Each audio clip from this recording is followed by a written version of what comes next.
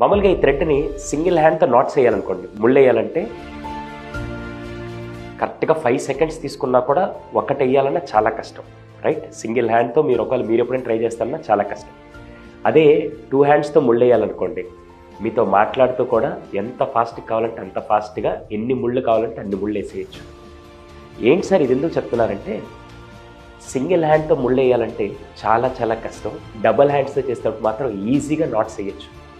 Parenting కూడా అమ్మా నాన్న ఇద్దరు ఉన్నప్పుడు కేవలం తల్లి మాత్రమే పిల్లల్ని పెంచాలి, తల్లి మాత్రమే అన్నీ చూసుకోవాలి అని చెప్పి తండ్రి కేవలం కొన్ని బాధ్యతలు తీసుకోకుండా కేవలం నేను ఫీజులు మాత్రమే కడతాననుకుంటుంటే ఆ పేరెంటింగ్ కష్టం.